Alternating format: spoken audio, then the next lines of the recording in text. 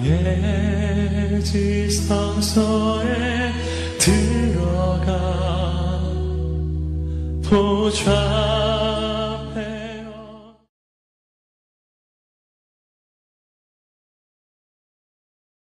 교회가 감사주간을 선포하고 나가고 있고, 또 특별히 한 해를 우리가 정리하고 대망의 새해를 설계하는 이 감사의 계절을 맞이하고 있는데요. 우리 옆에 있는 성도들 바라보면서 감사의 말 한마디씩 우리 나누도록 하겠습니다. 우리 옆 사람 바라보면서 고백하며 나눕니다. 함께 하셔서 감사합니다. 할렐루야. 늘 기도해 주셔서 감사합니다. 그래요. 감사의 말, 감사의 생각, 또 감사의 삶이 여러분 가운데 있길 바라고, 다음 주 월요일부터는 한번 따라해보세요. 절대 감사, 절대 행복. 네, 우리가 절대 감사, 절대 행복. 어떤 경우에도 감사를 잃어버리지 않고, 어떤 경우에도 행복을 빼앗기지 않는 그런 갈릴리 교회 성도들이 되시길 바랍니다. 영적 전쟁에서 승리하세요. 할렐루야. 그래서 오늘 구함의 법칙 32번째 시간을 맞이하면서 오늘은 감사의 기도, 따라해보세요. 감사의 기도, 감사의 기도에 관한 말씀을 잠시 나누고 이 말씀 붙잡고 기도하는 시간 갖길 원합니다. 여러분, 우리가 누군가 만나가지고 이렇게 대화할 때 어떤 경우에는 이렇게 숨이 좀 꽉 막히는 경우가 있고, 어떤 경우는 가슴이 뻥 뚫리면서 참 유쾌하고 행복해지는 그런 경험을 할 때가 있죠. 근데 이렇게 마음의 문이 확 열리고, 그리고 유쾌해지고 행복하다는 그런 느낌을 받을 때가 언젠가요? 대화를 나눌 때 몰랐는데 그분이 나에 대해서, 예를 들어서 그동안에 제가 마음에는 감사하는 마음을 품고 있었는데 표현을 잘 못했습니다. 그런데 조목조목 이렇게 따지면서 지나온 날들을 바라보면서 돌아보니까 그동안에 베푸신 은혜가 너무 커서 제가 오늘 감사를 고백하지 않으면 안 돼. 그래서 이것도 감사하고 저것도 감사하고 저것도 감사했습니다. 만약에 누군가가 여러분에게 찾아와서 그렇게 말을 한다고 한다면, 자, 여러분은 그분하고 대화하면서 어떤 느낌이 들겠어요? 숨이 꽉 막히겠어요? 아니죠. 가슴이 뻥 뚫리면서 그러면서 그 감사 고백을 들으면서 여러분의 마음도 어떤 마음이 들어요?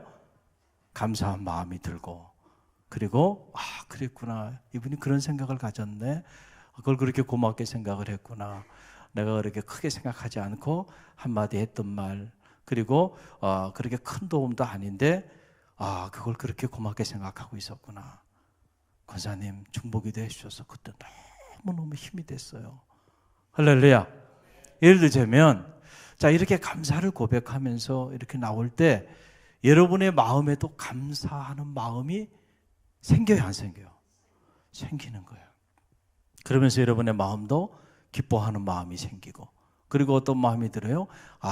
그분에 대하여 더 귀하게 여기고, 그리고 이분을 더 내가 힘 닿는 데까지 더 이분을 좀 축복해주고 후원해주고 밀어줬으면 좋겠다. 그런 마음이 들어야 안 들어요? 그런 마음이 들게 돼 있어요.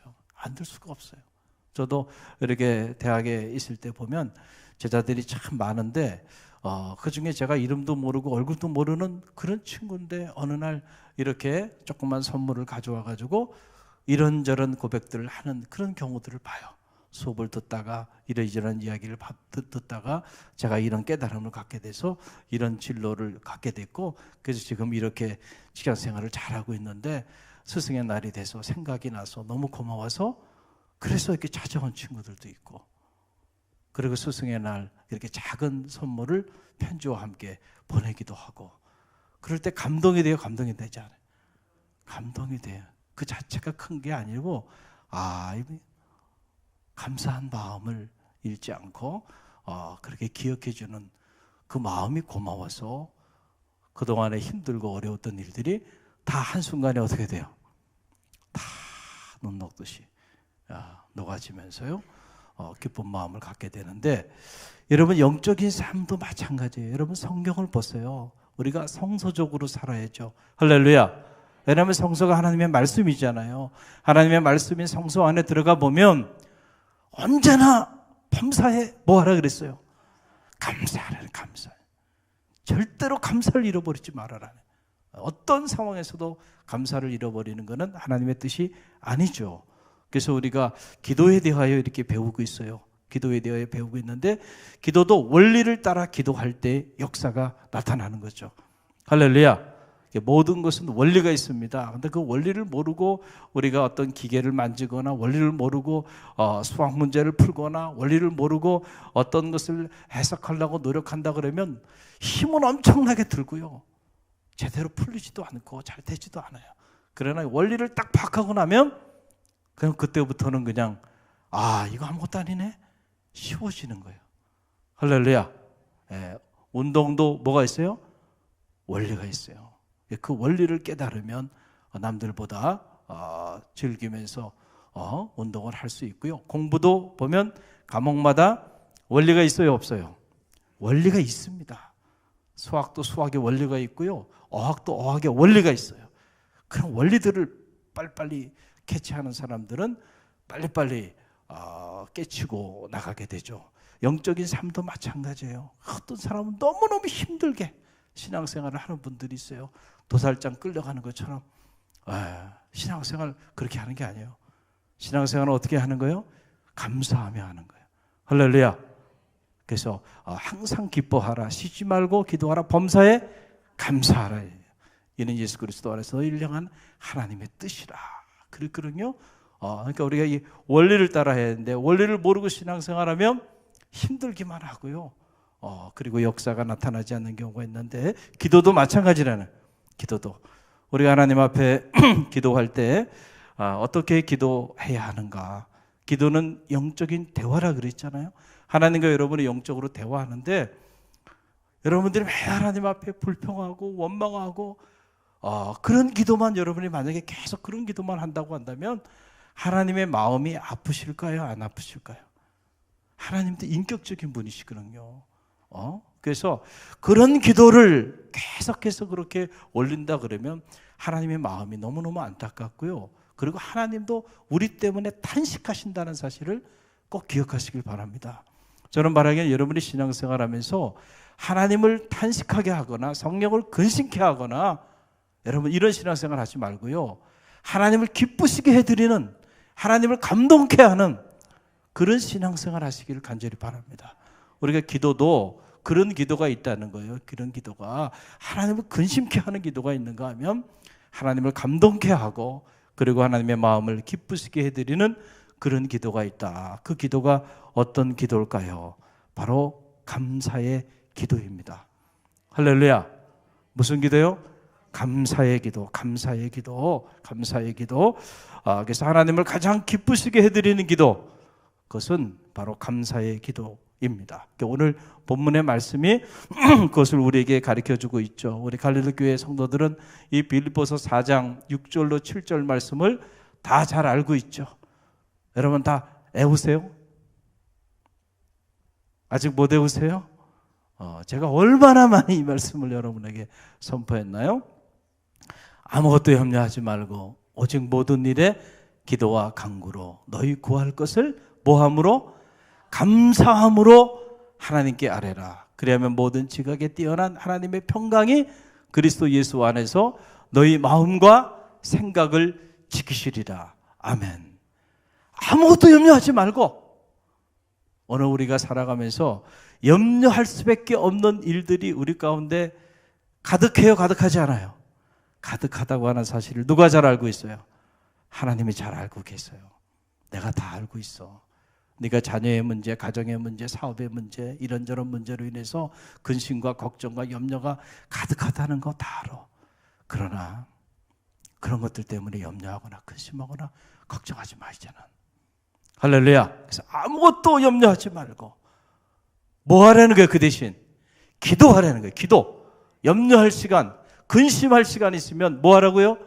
기도하라는 거예요. 기도. 기도하는데 그냥 기도하지 말고 기도의 영적 원리를 얘기하는 거예요. 어떻게 기도하라는 거예요? 감사함으로 기도하라는 거예요. 감사함으로. 할렐루야. 감사함으로 기도하라는 거예요. 감사함으로. 사실은 이 감사함으로 기도하는 것이 쉬운 것 같지만 쉽지 않아요. 왜 쉽지 않을까요? 우리의 삶이 영적 전쟁이기 때문에 그래요. 그래서 우리가 영적으로 깨어있지 않으면 불평하고 원망하고 작은 일에도 좌절하고 절망하고 낙심하고 이룰 수밖에 없는 삶의 상황에 우리가 던져지게 되는데, 그 상황에서 어떻게 감사함으로 기도할 수 있겠는가 라고 하는 거예요. 기도의 자리로 나오는 것도 어려워요. 현실적으로 내 안에 불평과 원망이 가득 차고 또 내 안에 좌절과 절망이 내 안에 가득 채워지는데, 사실 그런 영적인 상태에 완전히 무너져 있는 거죠, 영적으로. 근데 그런 상태에서 기도의 자리에 나오는 게 쉬워요, 어려워요? 어렵다는 거예요. 기도의 자리에 나오는 것도 어려워. 그런데 기도의 자리에 나와서 감사함으로 기도하라는 거예요.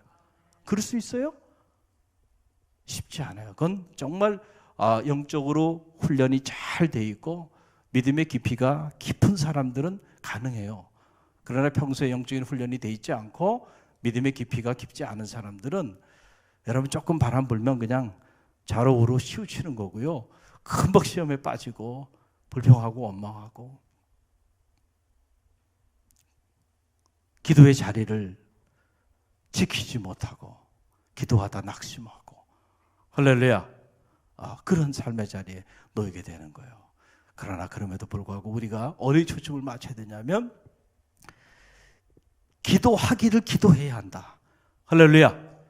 왜냐하면 우리가 기도를 통하여 하나님과 영적인 끈을 놓치면 안 돼요. 그때부터 여러분들의 마음도 무너지고요. 여러분의 마음이 무너지면서 여러분의 삶도 무너지고요. 결국 여러분의 영혼이 병들어 말라 죽게 돼 있어요. 그러면 여러분의 삶도 가정도 다 무너져 버리고 만다는 거예요. 영적인 원리예요. 그래서 붙어 있어야 돼. 목숨을 걸고 붙어 있어야 돼. 어떤 경우에도 여러분들이 기도와 말씀 안에 거해야 한다는 거예요. 그런데 그냥 거하는 게 중요한 게 아니고 그것이 역사로 나타나기 위해서는 뭐함으로? 감사함으로. 따라합시다. 감사함으로 기도하라. 아무것도 염려하지 말고 오직 모든 일에 기도와 간구로 너희 구할 것을 감사함으로 하나님께 아뢰라는 거예요. 그러면 모든 지각에 뛰어난 모든 것을 다 알고 있는 하나님께서 너희 마음과 생각을 지켜주셔서 무너지는 마음을 세워주시고, 그리고 그 마음에 담대한 마음을 갖게 하고 잃었던 감사를 회복시켜 주시고 희망을 회복시켜 주시고, 그래서 상황이 아무리 열악하고 힘들다 할지라도 놀라운 믿음의 역사를 이루어 나가게 된다라고 하는 사실이에요. 여러분, 우리가 왜 어려움에 처했을 때 감사를 잃어버리고 감사의 기도를 잃어버리게 되나요? 바로 하나님의 섭리하시는 그 역사를 우리가 자꾸 잃어버리기 때문에 그렇다는 거예요. 여러분 보세요. 요셉을 한번 봅시다. 요셉은 정말 불평하고 원망할 수밖에 없는 조건을 다 갖췄죠. 그렇잖아요. 17살의 나이에 요셉이 잘못한 게 뭐가 있습니까? 잘못한 거 없어요. 요셉은 하나님이 그를 만나 주셨고 그에게 꿈을 심어 주신 거 외에는 다른 게 없어요. 그리고 그는 그 꿈을 정직하게 형들 앞에서 고백한 것밖에는 잘못한 일이 없어요. 그런데 문제는 뭐가 문제예요? 그 요셉에 대해 시기하고 질투한 형들이 문제죠. 그래서 형들이 요셉의 채색 옷을 베끼고 그리고 요셉을 구덩이에 쳐놓고 그리고 이놈의 자식 요셉 반드시 죽이리라. 그래서 요셉을 이제 애굽의 노예로 팔아버리잖아요. 여러분 생각해 보세요. 멀리 있는 사람이 아니고 믿었던 형들에게 여러분 이렇게 버림당했을 때 요셉의 마음이 어땠을까? 어떤 마음이 있겠어요? 너무너무 억울하고 너무너무 속상하고 차라리 몰랐던 사람이라고 한다면은 저기 하는데 형들 믿었던 형들 사랑했던 형들이 자기를 죽이려고 구덩이에 집어넣고 자기를 이집트의 노예로 종살이로 하도록 인신매매 시켜버렸으니까. 그러면서 10년을 노예 생활했어요. 그 10년 노예 생활하면서 요셉이 불평하고 원망할 수 있는 조건이 돼요, 안 돼요? 갈릴리 교회 대단해요. 여러분 그 정도 돼도 불평하고 원망 안 할 자신이 있으신 것 같아. 할렐루야. 얼마나 불평하고 얼마나 조건이 충분합니까? 근데 거기서 그걸로 끝나지 않죠. 보디발 장수의 아내가 모함을 하잖아요. 날마다 유혹을 해. 근데 그 유혹을 요셉이 보니까 내가 어떻게 하나님과 당신의 주인 앞에 득죄하리요. 이 대목을 들여다보면 요셉이 10년 동안 죽을 고생을 하면서 그렇게 노예로 살아왔는데도 불구하고 여전히 요셉은 신실한 사람이었어요. 요셉에게는 여전히 누가 살아있어요? 하나님이 살아있었어. 그럼에도 불구하고. 그래서 요셉이 불평, 불만으로 그 10년의 노예 생활을 보내지 않았다니까요. 형들에 대한 원한, 그리고 자기 생활에 대한, 자기 삶에 대한 내가 어떠다 이 모양 이 꼴이 됐는가 신세한탄을 하고, 그리고 형들과 그리고 자기를 힘들게 하는 사람들에 대해서 불평하고 원망하고 자기 상황에 대해서, 환경에 대해서, 삶의 자리에 대해서 내가 이런 사람이 아니고 내가 여기 종으로 와 있을 사람이 아닌데 얼마나 힘들었겠어요. 그래도 또 누명을 씌워가지고 보디발 장수의 아내가 이제는 지금으로 말하면 뭡니까? 이 섹슈얼 허레스먼트에 걸린 거죠. 그래가지고는 얼마나 치욕적인 일이에요. 치안으로 몰려가지고 감옥에 갇혀 죄수로 또 3년을 살아요. 억울해요, 억울하지 않아요? 억울하죠? 여러분이 그 상황이라면 불평하고 원망해요, 안 해요? 할 수밖에 없는 상황이에요. 누가 그 사람이 그 상황에서 불평하고 원망한다고 너 왜 이 상황에서 불평하며 원망하냐? 좀 감사하며 살지. 그렇게 말할 수도 없는 그런 상황이잖아요. 지금 누구라도 그 상황이라면 정말 불평하고 원망하고 더 나가서 요즘 젊은이들 같으면 그냥 스스로 목숨을 끊을 수도 있을 거예요. 생을 저주하면서 그리고 자기 삶을 저주하고 주변에 있는 사람들, 자기가 알았던 사람들, 자기 인생을 그 감옥에까지 밀어넣었던 이 부조리한 상황에 대해서 견디지 못하고 그렇게 무너져 내렸을 거예요. 근데 성경에 보면 요셉이 그렇게 무너지나요? 그렇게 무너져요? 하나님의 사람이야. 왜 안 무너졌을까요? 그럼에도 불구하고 상황이 부조리하죠.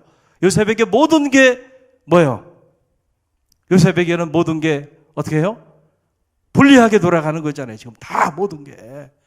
그런데도 여전히 요셉은 불평하고 원망하지 않았어요.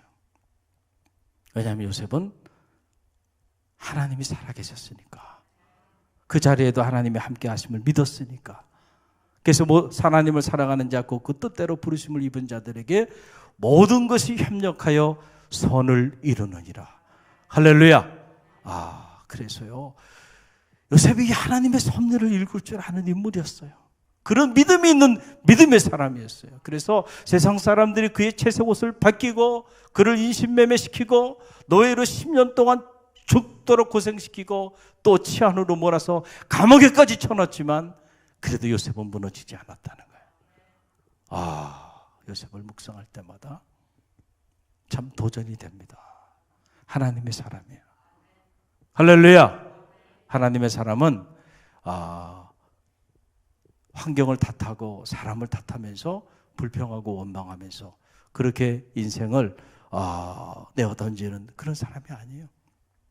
하나님이 나와 함께 하시고 이해가 되지 않지만 하나님 나를 통해서 새 일을 행하고 계시다고 하는 하나님의 사람은 그 믿음이 있는 사람이에요. 사람에게 하지 아니하고 주께 행하듯 한 거예요.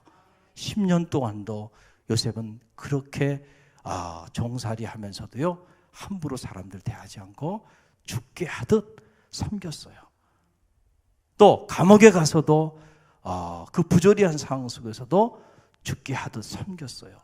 그러다가 사람들을 만나서 30에 애굽의 총리 대신이 되는 역사의 무대에 존귀하게 쓰임받는 인물이 되었다는 거죠. 만약에 요셉이 이런 세월들을 보내면서 요셉이 불평하고 원망했다고 한다면 요셉의 인생이 어떻게 됐을까 생각해 보면 참 요셉은 그냥 그걸로 끝났을 거예요. 그 인생이. 할렐루야. 할렐루야. 오늘 우리가 살아가는 삶의 자리 들여다보면 감사할 수 있는 그런 조건보다는 불평하고 원망하고 좌절하고 절망할 수밖에 없는 그런 상황들이 우리 주변에 가득하잖아요. 가정 안에서도 그렇고 때로 교회 안에서 여러분들 하나님의 교회를 섬기면서 사역할 때도 보면 다 사람들이 알아주고 칭찬해주고 인정해주고 격려해주나요? 아니죠. 시험에 들 만한 일들이 얼마나 많아요. 그래서 어느 목회자는 이런 말을 해요. 영적인 리더가 되고 싶으냐? 그렇다고 한다면 뭐를 많이 얻어먹어야 돼요? 뭐를 많이 얻어먹어야 돼요? 따라해서 욕! 욕을 많이 먹어야 돼요. 욕을 많이 먹어요. 왜냐하면 세상이 약하기 때문에 그래요. 할렐루야. 그렇기 때문에 영적인 일을 이 어두운 세상에 영적인 리더로 딱 서는 순간부터 욕을 많이 먹는 거예요. 욕을 먹고 싶어 하지 않으면 차라리 아이스크림을 팔아라는 거예요. 무슨 말인지 알겠죠? 아이스크림 파는 사람한테 욕하지 않아요. 할렐루야. 달콤한 거 이렇게 여러분들에게 팔면은요 다 여러분들 박수 치고 좋아합니다. 그건 리더가 아니에요. 정말 리더가 되기를 원하느냐? 그렇다고 한다면 뭐를 먹을 준비를 해야 돼요? 욕을. 저도 욕 많이 먹고 있죠? 할렐루야. 감사합니다. 고난의 흔적이라고 생각합니다. 욕을 먹어야 돼. 목회자가 욕을 안 먹고 사역한다면 가짜입니다. 그거 진짜가 아니에요. 우린 정치인이 아니거든요. 정치인은 교인들 비유 맞추면서 목회하지만 그러나 하나님의 사람은 그렇게 하면 안 돼. 아닌 건 아닌 거로 얘기를 해야 되고요. 할렐루야.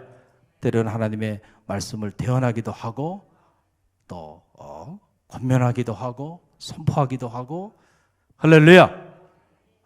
그러니까 뭐를 많이 먹어요? 욕을 많이 더 먹는 거예요. 감사하게 생각해. 감사하게. 근데 욕도 먹었다고 해서 무너지면 사역을 못하는 거야. 사역을 못하는 거야. 할렐루야. 할렐루야. 그래서 어떤 경우에도 뭐를 잊어버리지 말아라? 감사를 잃어버리지 말아라. 여러분 독일의 재무장관을 역임했던 마르틴 바덴 이야기인데 이 마르틴 바덴의 젊은 시절의 이야기예요. 마르틴 바덴이 젊은 시절에 이제 어느 지방을 이렇게 여행을 했어요.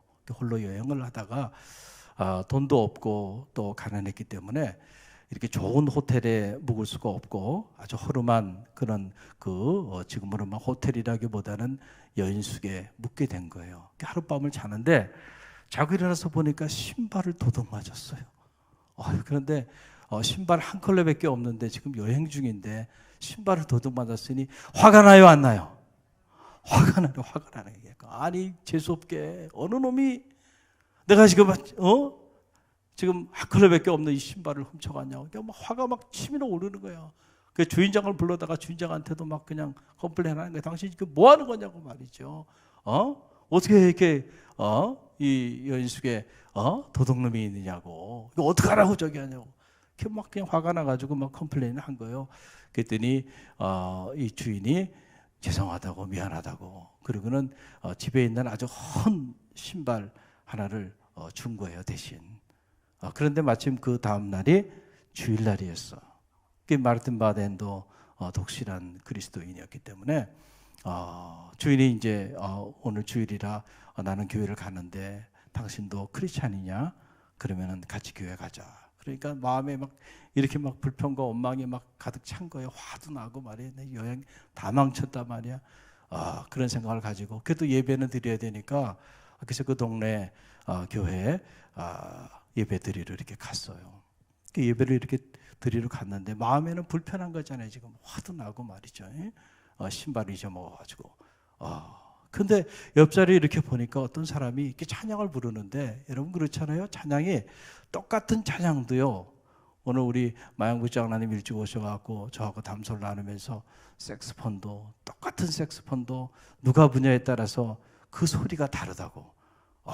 그 말씀해 주시더라고요. 그러니까 그 노래의 그 깊이를 알고 그리고 그 연주하시는 분하고 그런 깊이가 없이 그냥 악보만 보고 그대로 그냥 이렇게 연주하는 사람하고는 천지 차이라는 거예요. 이해가 되죠? 똑같은 노래도 마찬가지잖아요. 그 노래의 깊이를 알고 부르는 사람과 그냥 부르는 사람과는 완전히 차이가 나잖아요. 그 옆에서 찬양을 하는데 그 찬양이 너무 은혜스럽게 들리는 거예요. 옆 사람이 같이 찬양을 부르는데.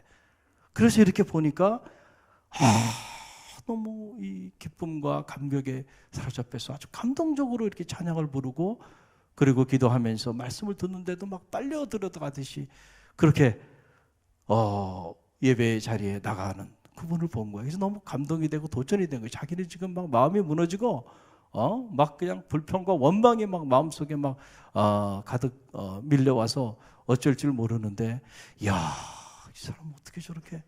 그리고 이렇게 보니까 그분은 두 발이 없는 거예요. 두 발이 없는 장애인이야. 그걸 보고 충격을 받은 거예요. 야, 나는 신발을 잃어버려서 지금 불평하고 원망하는데 저 사람은 신발을 신을 두 발을 잃어버렸구나. 그런데도 불구하고 저렇게 감동적으로 하나님 앞에 나와서 찬양하며 기도하며 예배 자리에 나가는 모습을 보고 이 마르틴 바덴이 큰 충격을 받고 도전을 받은 거예요. 그러면서 그가 그 예배를 드리면서 하나님 앞에 자기가 불평하고 원망했던 것들을 참여하기 시작했어요. 할렐루야. 그러면서 결심을 하나 한 거예요. 어떤 결심하냐면 다시는 지금 이후부터는 내가 어떤 상황에 놓이든지 간에 절대 불평하거나 원망하지 않겠다. 감사를 잃어버리지 않겠다. 할렐루야. 그걸 결심을 하고 이 마르틴 바덴이 나가게 됐어요. 그래서 그가 그 이후에 자기가 돌아보면서 자기가 자기 생애 가장 감격스러운 예배는 그때 그 여행 중에 시골 교회에서 드린 바로 그 예배였다. 그래서 나는 그날 이후로 감사하는 삶을 살기로 완전히 결심하고 또 결심했다. 그래서 그 결심에 따라 그 이후에 그의 젊은 날의 삶은 어떤 상황에 놓이든지 간에 감사를 잃지 않았다는 거예요. 만나는 사람들에게 감사합니다. 작은 일에도 감사를 고백하고 그랬더니 하나님께서 사람들을 보내주시고 그래서 그가 훗날 이 독일이 자랑하는 그런 훌륭한 크리스찬 이게 재무장관으로 쓰임받게 되는 그런 역사를 이루게 됐다라고 하는 그런 얘기입니다. 사랑하는 성도 여러분, 우리가 감사주간을 보내고 있는데요. 자, 감사주간 선포하고 나니까 막 감사가 저절로 막 차고 넘치나요? 그런 분들도 있어요. 제가 보니까. 그런데 감사주간을 선포합니다 하는 순간부터 불평하고 원망하는 사람들이 있어요, 없어요? 이때니까 있어요. 내가 보니까 있어. 영적 전쟁이에요. 여러분, 감사의 삶은 당연한 것 같지만 그러나 또 감사의 삶만큼 그렇게 또 쉬운 그런 삶, 그렇게 감사의 삶을 사는 것이 또 그렇게 어려운 또 일도 없어요. 쉬운 일이 아닙니다. 할렐루야. 영적 전쟁에 승리한 사람만이 감사할 수 있어요. 할렐루야. 영적 전쟁에 무너지는 순간 우리 하나부터 열까지 불평과 원망의 조건들을 찾을 겁니다. 그러나 여러분들의 영적 전쟁에 승리하면 모든 것이 하나님의 은혜예요. 돌아보면 그저 그 은혜의 바다 속에 내가 살아가고 있고 하나님 베풀으신 은혜가 너무너무 큰데 여러분 어떻게 감사하지 않을 수가 있어요? 내 평생 내 목숨을 바쳐도 그 은혜에 보답할 길이 없는 거예요. 할렐루야. 이 감사주간 혹시 이 자리에 계신 분들 중에 감사를 잃어버렸다고 한다면 그 감사를 회복하는 밤이 되기를 간절히 바랍니다. 할렐루야.